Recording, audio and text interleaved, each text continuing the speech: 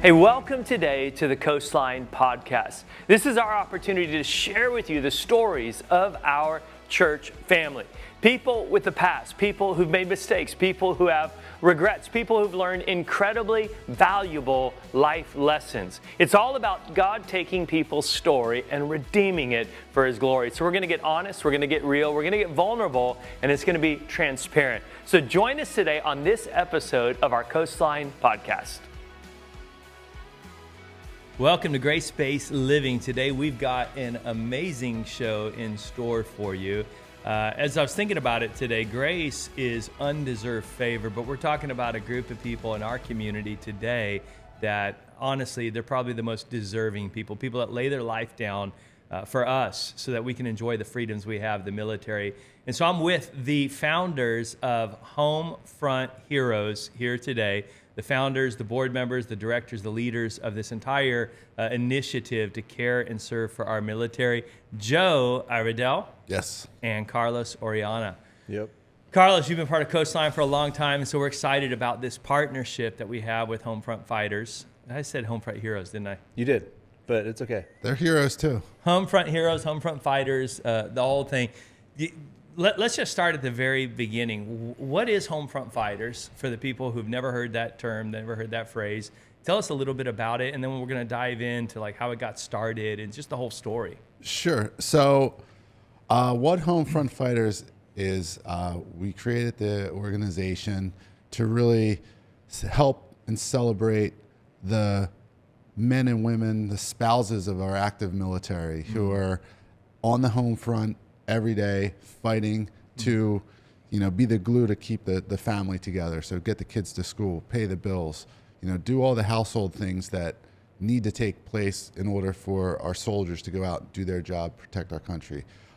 So the idea actually kind of came to me in conversation with some of my friends that have been deployed, and they were talking about special missions they were on and things, and the main theme of when I asked what are you thinking when you're doing these missions, they're like, oh, I'm thinking about my wife at home. Did they get the kids to school? Did everything get taken care of? So it doesn't really, like, you don't think about it, but the concern of the soldiers when they're actually deployed and they're doing their missions and things like that is they're worried about who's taking care of their family back home. Yeah. And that's where we saw the need. We said, you know what, like, this is something that definitely gets overlooked a little bit. And so we wanted to do something to lighten the load a little, celebrate them, give them free experiences, and really just create a sense of community where we could,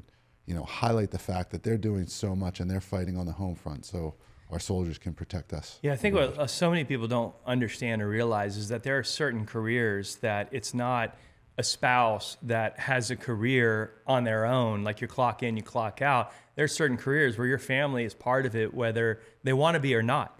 I think of our life in ministry. My family has to be part of it. They're recognized in it. But the military is a whole nother level, because you got the spouse and the kids at home, and you've got some a guy or girl deployed, and they all feel that weight. They all feel that pressure. And I love the idea that you came up with of how do we serve the family at home who's just as much a part of what's happening as the soldier who's downrange, the guy in the field out there, the girl in the field out there. That's huge, man. How did you come up with that idea? It just, I don't know if it's divine intervention or wherever, but I felt what they were, when we were talking about, I really felt it. I was like, wow, like these guys, you think of the bravery and what it takes and the fear and when I was, having these conversations, I was expecting to hear bravado and like, yeah, we go in and we kick ass and we do all this stuff. And like, it was the complete opposite. And then that just kind of dovetailed into like, what does the day-to-day look like? Because it's not glamorous. It's monotonous. It's a drag. And, the deployments, the day-to-day things are just so, all encompassing for this family. And like you mentioned, like, it's not just one soldier. It's a unit. It's a family unit that is in it together. And we just started to uncover all of these needs that are unaddressed. And, one of like financial literacy, like things like that, where balancing checkbooks and all that one of the stuff, most heartbreaking things for me is you go down to Oceanside up by Camp Pendleton, by the military base, and you got all of these, finance a laptop, finance a car at like 20, 30%, and they are literally robbing our military and taking advantage of a lot of these young Marines who they haven't had financial literacy. And I don't know, for me, it's like those places drive me crazy. I just want to go in and shut them all down, because they are totally taking advantage of our military guys. So that's one of the things you do, is you provide that resource to teach and train them how to handle finances. Yeah, and like the key, I think for me personally, every time that I've thought, and I'm 47 years old, and I think of the military soldiers, I think of like grown-ups. Yeah. And like when you get older and then you start to interact, you realize these are kids, man. These are like fresh out of high school, some of them. Yeah. And I think back to when I was that age, like I didn't have the first idea of running a family or finances or anything like this. And they're basically just thrown to the wolves, these places that, oh yeah, you can get a Dodge Charger and it's going to be financed for 180 months at 17%. Sure. Like, here you go, just sign here. And it's, so yeah, there's definitely a need for that kind of education. And those stresses, like those decisions truly impact the family, because, they get deployed and then these bills are coming in. Who's paying the bills? Is this, running up credit cards? And then that creates conflict, and then so it just kind of like it can really perpetuate. So they say financial weight is one of the number one causes of divorce in America, that rips apart families, and then you got kids in single parent homes and all of the problems that creates for a society, because it really does damage a society. And so I love the fact of what you're doing. For us as a church, being able to partner with HomeFront Fighters has been amazing. We've gotten to do a couple events together. And Carlos, you've been part of our church for a long time. How did you get involved with HomeFront Fighters? Because, I've seen your heart for years for what God is doing in the church, and then this heart here, and then you brought this partnership to us. Yeah, so I mean, I've being a part of Coastline has been, life-changing, and getting to see you guys put your faith in action and be God's hands and feet in all these different communities. That inspired me, and when the opportunity arose, and I got to hear about the mission, I was all in, and wanted to do everything I could to be a part of it. So it was a huge part of the culture here that got me involved. What was it about HomeFront Fighters specifically that like resonated with your heart? Just their heart for the military and their families. Just growing up in a military town, having family that's involved with the military, it's something that's touched my heart. It's something that I was raised on. I was always raised to hold a deep respect for our military and honor them and understand the sacrifice that they go through, their families go through, so that we could live in one of the, not where we live in the greatest country in the world, but especially in Carlsbad, San Diego. It's like we're in this bubble. We're so spoiled, and we have no idea all that's happening all around us to make that possible.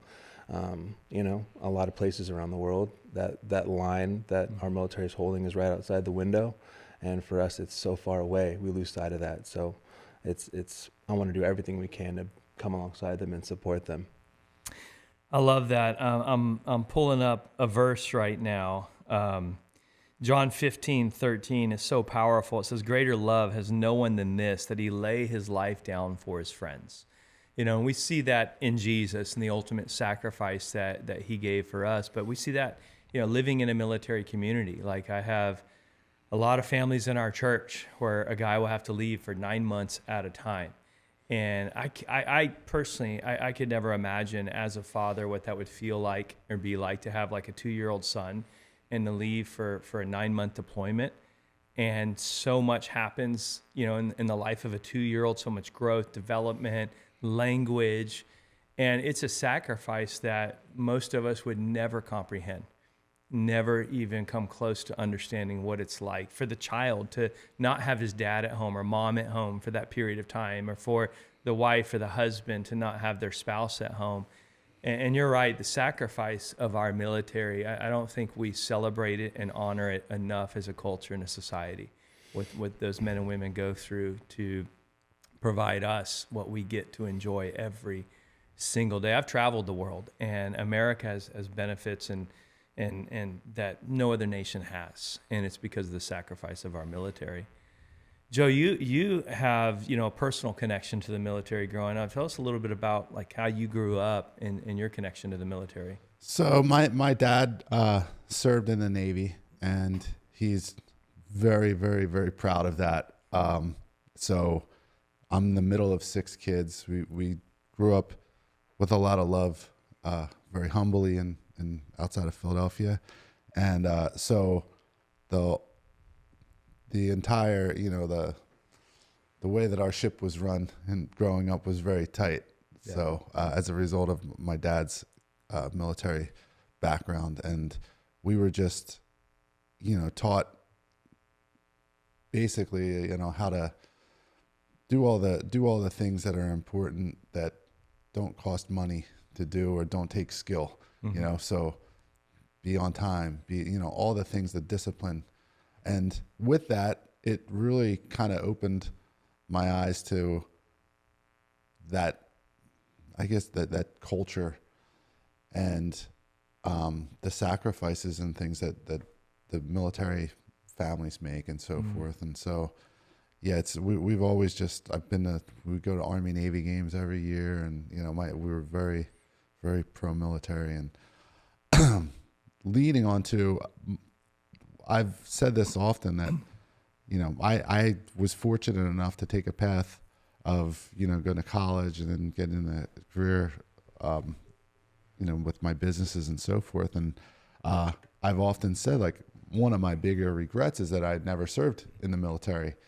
And I feel like every single American, able-bodied American, should serve our country in some way, shape, or form, whether that be military, whether that be, a mailman or firefighter, something.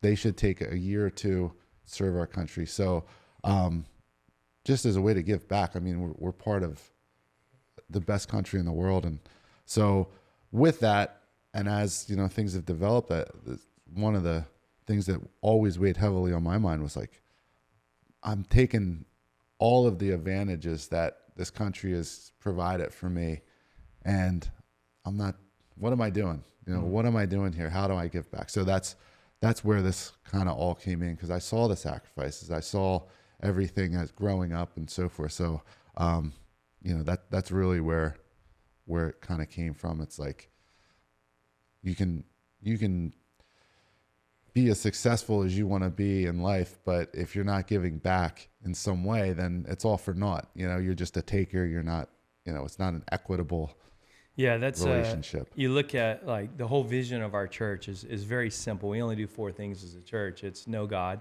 because if you don't know the owner's manual for your life and the creator of your life, then it's like you can't look within to find your purpose. You have to look up to find your purpose. It's like an invention can't decide what it was made for.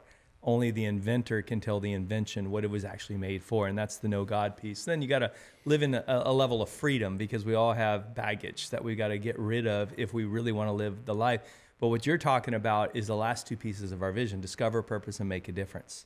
That's what we say as a church, that the highest level of fulfillment for a human being is when you know why you were made, and then you live a life making a difference. The sociologists call it transcendence, where you live a life beyond yourself, and that's the most fulfilled person.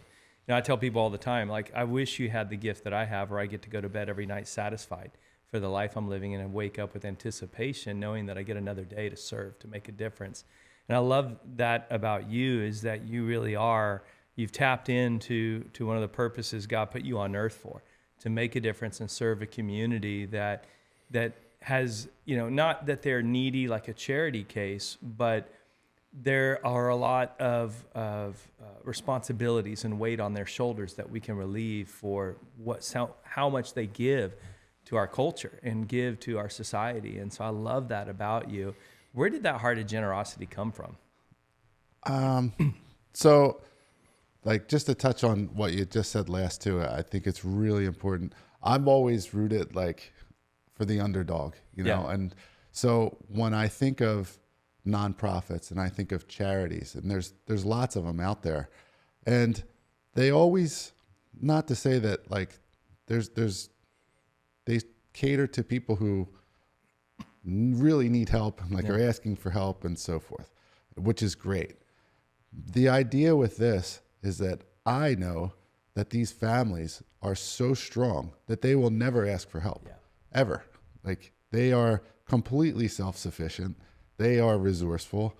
They work hard. They, you know, and these are the types of, you know, this is where the need came, where I said, you know what, like, let's celebrate them. Let's give them something that they would never ask for. It's kind of like, you know, when you get a surprise in the mail or something like that, you know, like, so that's what I wanted to do. That's where it came from. It's like, let's get people who aren't asking for help some stuff. Yeah. And that's where that came from. But my motivation, it's selfish. It really is selfish because to your point, I feel great. Like I feel that I wake up and I'm like, I can go make a ton of money and, you know, like that's cool.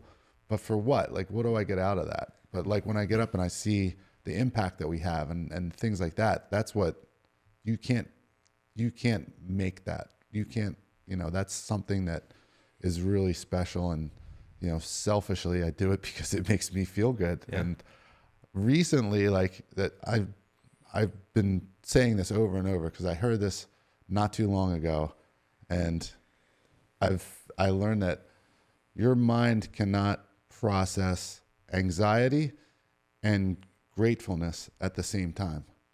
So it's really cured a lot of things for me where like if I was nervous about something or anxious or, you know, and I take a second and just look around and say, thank you for what I have. And like, I'm breathing air. This is a win. Like this is, so that coupled with now we're helping other people and things like that. That's so interesting because when I look at gratefulness and I see this in you, which I really respect and admire, I'm more grateful for what I get to give away than what I get. Like I'm grateful that I have the ability to be generous. I'm grateful that I have the ability to give and to make a difference. That makes me way more grateful than somebody, hey, here's a new watch, here's this, here's that. You know, it's like stuff for me doesn't really mean a whole lot, but the ability to help others, I'm so much more grateful for that. Yeah, 100%. And it's funny because I'm such a minimalist when it comes to like what I need. I don't need a whole lot. I like to surf. I like jujitsu. I like, you know, that's about it. Go to the gym. I like food. But beyond that, it's you know, that I don't need a whole lot of stuff. And so, yeah, I love giving stuff and helping, and that's true fulfillment, really. I mean, Jesus said it best. He said it's more blessed to give than to receive. Mm-hmm. And that word blessed means happy. You're happier if you're a giver than a receiver. And I love the joy of just being able to give and serve. And I love what you said about the military. We don't, like, I tell our church all the time, when we serve the military, it's never because they're a charity to us. It's always to respect and honor the sacrifice. Mm-hmm. We want to recognize their sacrifice. We want to honor it and we want to celebrate it. We're not serving them because they're needy. Right. It's not like another charity where, you know, when you're caring for a homeless person or you know, kids in an orphanage in Africa, you're right, they're strong and they're never going to ask for help. But we want to honor their sacrifice. Mm-hmm. We want to celebrate their sacrifice and let them know that they are seen and they are recognized. And so that is the motivation. And I love that about HomeFront Fighters, is that you're not making them feel like a charity. You're just saying, look, we recognize the sacrifice you make. And we just want to honor that. And we respect you for what you do for this nation. And it's not because you need this, but we want you to be blessed because of the sacrifice you make. 100%.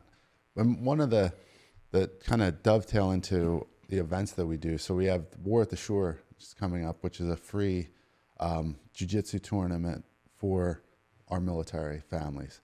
And what we found through the jiu-jitsu culture and all the gyms and so forth is that it's such each gym individually is such a powerful community of people that protects and looks after each other. And we have a lot of active military in our gyms and the surrounding gyms that, when they get deployed and the kids are training, they have strong male figures and female figures that are there and steady and constant. And, so that for sure takes a load off of a lot of these guys when they go and get deployed and are doing things, to know that they have this community of strong men and women that are looking out for the best interests of their kids, and, created that. So that's where the jiu-jitsu and, I train at Alliance in Carlsbad. Mark, who's one of our other founders, it's his gym. And so it's really kind of like started to gel really well together. And we've seen some really great impact with getting kids involved in jiu-jitsu and martial arts early. And, so that's where that kind of has come into play. Carlos, tell us a little bit about War on the Shore. It's coming up. Yeah, so it's next month on the 27th. We're going to have a jiu-jitsu tournament at the Army Navy Academy. This will be our second one we've ever done. The first one, we had close to 400 competitors. We had about 1,500 people come through. The entire city of Carlsbad and San Diego really showed out, showed love. It was a great opportunity for them to come alongside our military, support them, cheer them on. It was so special to see, and we're expecting this one to be even bigger. We have a lot of cool special guests coming, raffles, free food, fun games for the whole family. So it's gonna be an amazing time. So I actually got to attend War on the Shore last year, and I saw Joe win a fight. So you weren't just hosting the event; you were actually competing at the War on the Shore. I did, yeah. It was fun. I had a no-gi match, and it was. I love to practice. When did you get into fighting? Let's see. Well, I mean, officially, my not just oldest street fighting brother as a kid. stole my Matchbox car when I was like 3. Oh, okay. So you had to learn how to fight quick. And so that was that sparked the passion for it. But most recently, I started training like full time at Alliance about 4 years ago, and but prior to that, over the years, I'd done some stuff back in the day. Nothing as official as like jiu-jitsu, but I used to fight a little bit. So I've always had the passion for it, and now it's more in a regulated fashion, I should say. So. Carlos, we were able to partner together last year for Christmas. yeah. Tell the people a little bit about what we had the opportunity together for Christmas last year. Oh man, it was amazing. So we did a Christmas toy drive on base. So it was even more special that time around to be able to, what's cool is I've seen it at Coastline every year. You guys have like almost like a toy store you create here, where the military gets to come here and gets to pick things out. And you guys have always made it like such, you want them to be the heroes. Like you want them to be the ones that gift the toys. It's not us, it's them. And that's been really cool to see. So we kind of took that, and we were able to create that same feel on base at this little beachfront little like rental space they have there. And so we created like a little toy drive / mall for them to come and shop out, pick out toys for their kids. And so we got to serve 200 families, and we got to throw them a huge party. And we had a Santa there, we had a DJ, we had bouncy houses, it was an amazing night. And just to hear how these families were impacted, was life-changing to really feel the love in the room for them. Just those few conversations I got to have lit a fire in my heart, and it was just, it was such a blessing. Yeah, and I want to echo one of the principles that we've always lived by when it comes to military and families is oftentimes a charity will come in and give toys away to children. And that's great. That's fine. There's nothing wrong with that. What we wanted to do is we wanted to make the parents the heroes. We wanted the kids to look at their parents as the heroes, not as us as the heroes. We want to be the silent partner. We want to be behind the scenes serving. And so to echo what you said is, we created this environment where the kids had no idea what was going on, and the parents were able to come in, pick out toys through this massive toy drive that they know their kids would love, and then a team of people would wrap those toys, put them in their car. Kids have no idea what's going on, and then the parents then are able to give those presents to their children on Christmas, and the kids have no idea where they came from. They just think it came from mom and dad, and that's what we want. We want to set the parents up to be the hero in the story, not like we don't need credit. Like we just want to help the parents, because I know that as a kid, if this present comes from the charity, it doesn't mean a whole lot. But if mom and dad gives this to me, it means a whole lot more coming from my mom and dad than it comes from some strangers that I don't even know. And I love that about the event we did, that it was all, every little detail, thinking through how do we make these men and women the hero. They are the heroes for what they're sacrificed. How do we make them the hero and not rob them of the ability to bless their kids? And so I thought that was one of the coolest features of the whole event that we did for Christmas. So I can think of a very specific moment that changed me. So when we were doing the Christmas toy drive, we were building contacts, and they're seeing where our heart was, and so we had the opportunity to get word of a family that gives everything to their community. They're in the military, they live on base, and they're literally they're saints. They just give, if they'll give the shirt off their back. And they did so much for so many other people, so many other military servicemen and women, that they were not going to be able to have any type of Christmas, nothing. And so when we got word of it, I was like, please, yes, let me meet them. Let's see what we can put together. This is what it's all about. And so I got to sit with them, and it just moved me, their heart for their families, and how they view their family. It's not just their family, it's the entire military community. And it changed me to see their heart. I was inspired. I left different, and we got to come together, and we were like, what can we do for them? But how could we make it special? So what we did is we asked them each. So it's a large family, a lot of children. And so we had every single one of them put together their dream Christmas list. Like, put it together. Like, don't leave anything out. Like, just tell us what your kids are dreaming about. Like, what do you guys want? And so they reluctantly, after like a lot of pushing, they finally got us the list. They didn't want help. They didn't want, they just like, no, just please just give it to the toy drive, please. But finally they just like, we wore them out. We weren't letting it go. And they finally gave us the list. We were able to meet. Joe was like, let's run it. Let's do it. Like, he was there. We went shopping. He was there running point. Me, him, Mark, and some guys from the gym. And we just went to war. We were looking for everything. We were trying to hunt down everything on that list. And thankfully, we were able to find the majority of it. And we got to sit there and meet with them for the handoff. And that moment was life-changing. It was just going to be a meeting to thank them and possibly, grab, a bite or something like that. But we surprised them with their Christmas wish lists. And the reaction, I can't tell you what that did to me. It broke me. And it was, I don't think there's ever been a more meaningful moment during the Christmas season for me. Just seeing that emotion, and yeah, it rocked me. How did you guys get the funds to help that family? So if anybody wants to donate, it's all through donations. They can go to homefrontfighters.org. It's very simple. Once you log in there, there's a space for donations. You can get all information on us. But that's the lifeblood of what HomeFront Fighters does. Yeah, I'll be like perfectly honest.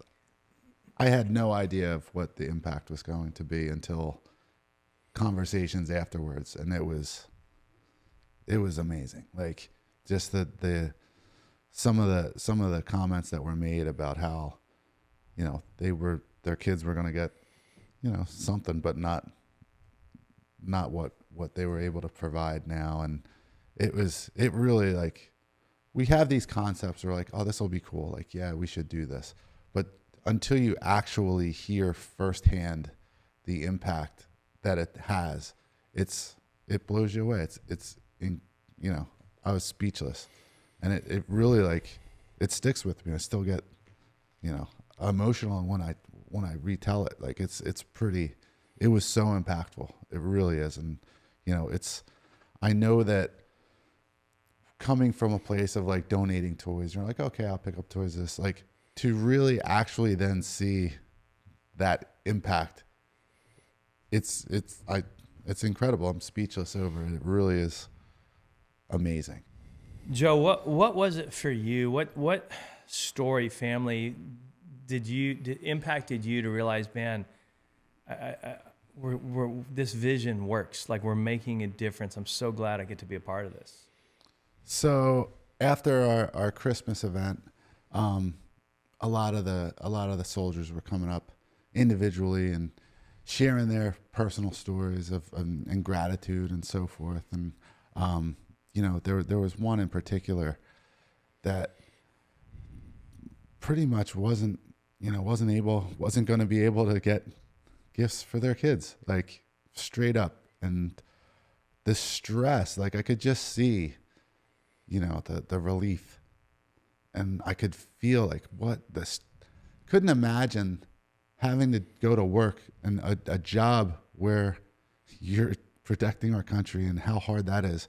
And in the back of your mind, as December 25th is getting closer, thinking like, what am I going to get this kid? And so just the relief that he had of like, thank you. Like, this is, it got me. And then I started thinking about like we get worried about, Christmas lists for our kids, who's going to get this and that and whatever. And you completely forget that, like, this is for some of these guys, this is a major stress. Like, they don't want to let their kids down. And so that got me a lot. Wow.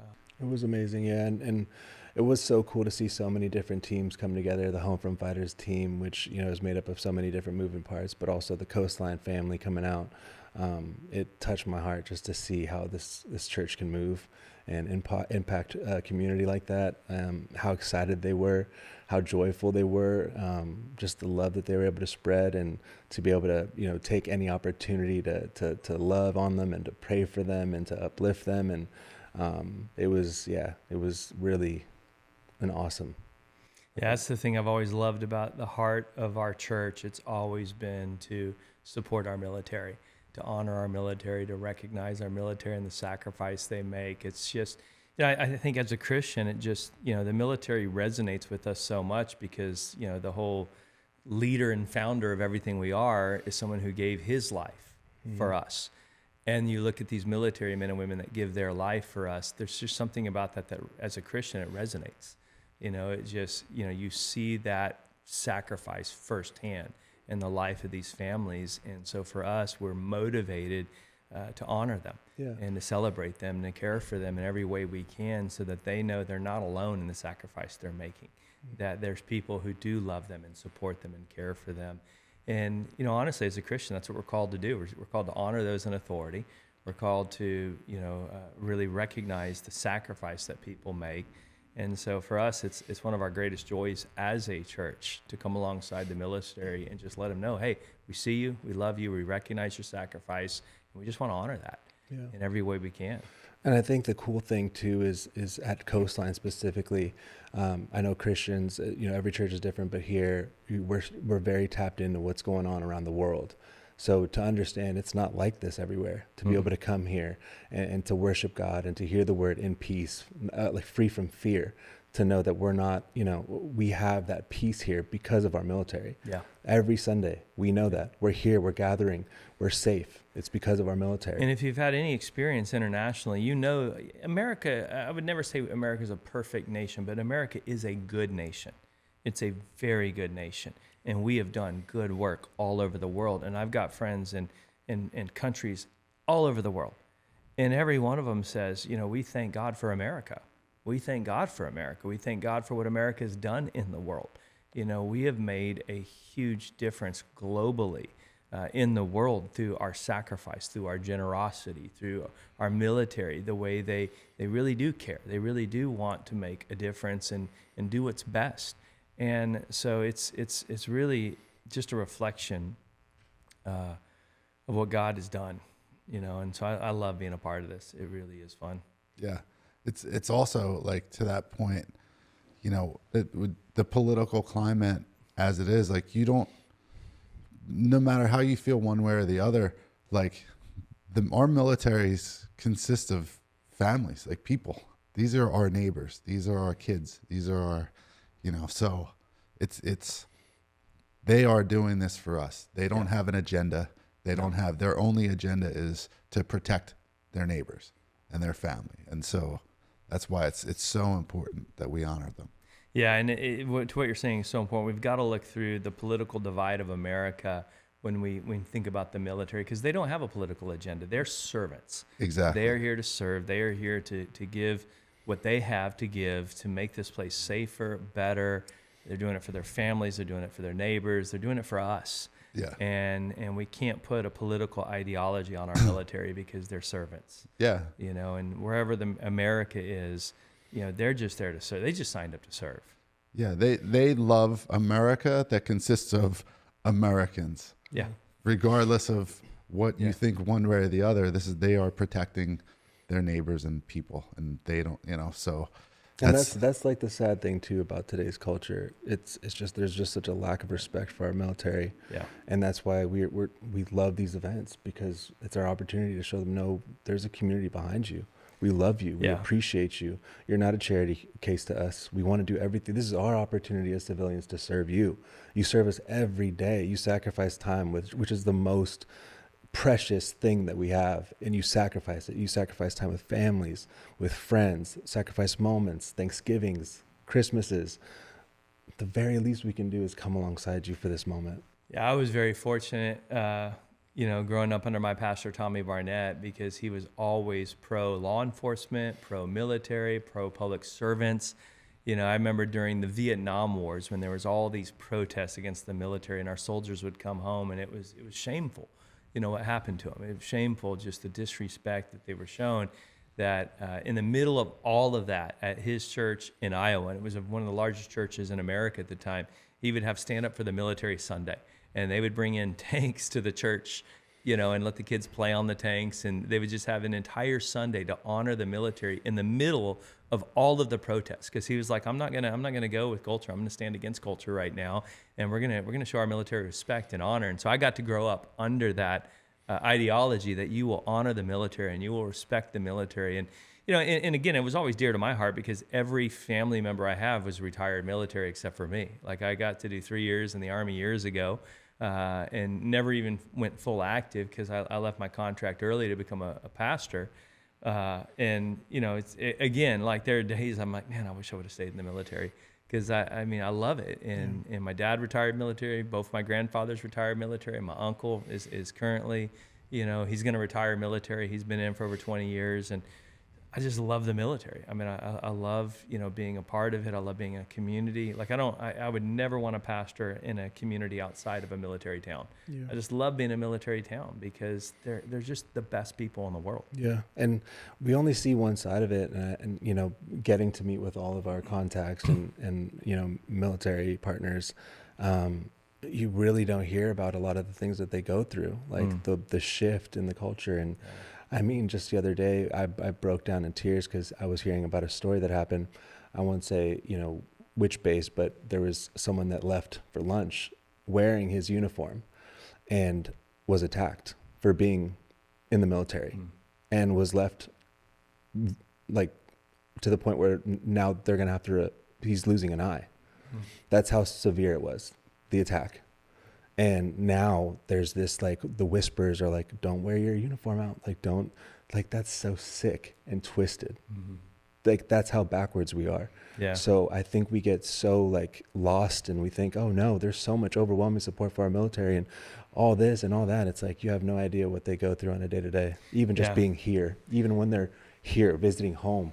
And that's why, as a church, we want to take a stand as often as we can to support our military, because we want to educate our people that, hey, you show honor, you show respect. These are men and women that are heroes in our community, and they should be treated like heroes in our community, and we need to look at them like heroes in our community. It's so important.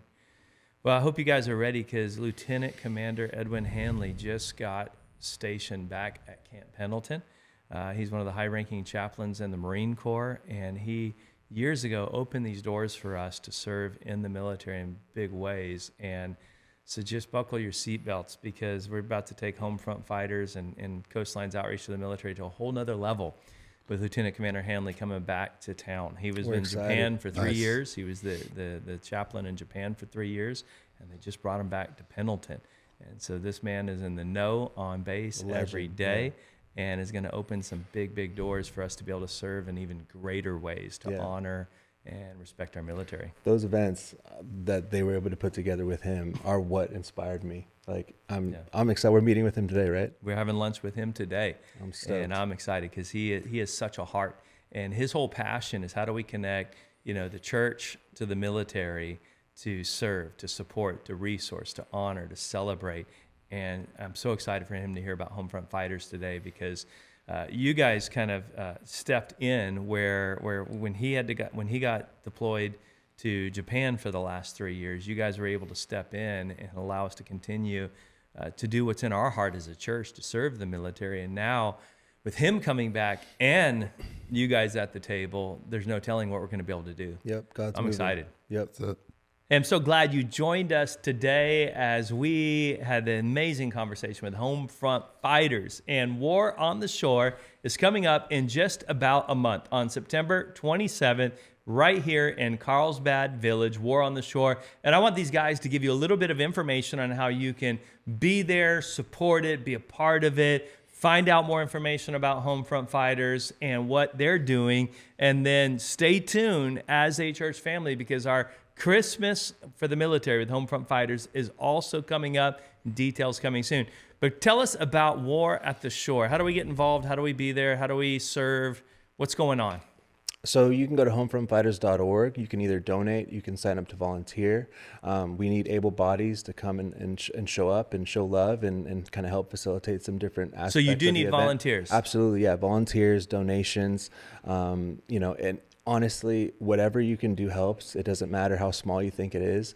Every dollar counts for us. That's the lifeblood of HomeFront Fighters. So if you want to be a part of the War at the Shore event, if you want to be a part of the toy drives, if you want to be a part of the outreach that we do, where we go and we try to meet needs where they are, we do a bunch of different things that are outside of this. But to go into detail, if there's somebody that's struggling with like a mortgage payment, if there's somebody struggling with groceries, if there's somebody struggling to get presents, if there's, you name it, we'll try and meet that need.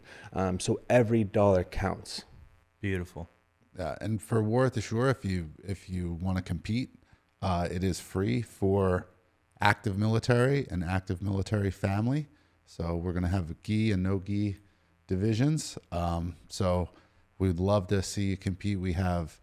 Last time we had close to 400 competitors, really top level jiu-jitsu, but also beginners brackets too. So if you're new to it or you want to, give it a go at no-gi, and we welcome you, and it's a fun environment. We have DJs, we have games for the kids and food, and so it's a real celebration. So as Carlos mentioned, every dollar donated helps. You can sponsor athletes. We can cover the cost of some of the things that we're going to do for the kids there and so forth. So yeah, and even if you want to throw in a gift for a raffle, last year we had a really cool moment where we were able to give a military family a huge flat screen TV. Turned out their TV had just broken. Wow. And it was a God moment. So again, if you want to show love in any way, just reach out, homefrontfighters.org. Thank you guys so much for joining us today. Hey, thank you so much for joining us on the Coastline podcast today. And let me tell you, if you ever have a question for myself or my wife or any of our guests, or would love to hear a show about or a question about, email us at podcast@coastlinechurch.org, and we'd love to respond to you. Now, before you sign out, please like, subscribe, or follow whatever device you are on or platform you are following us with today, so that you never miss an episode. I'm grateful to get to do this together. Thank you for joining us.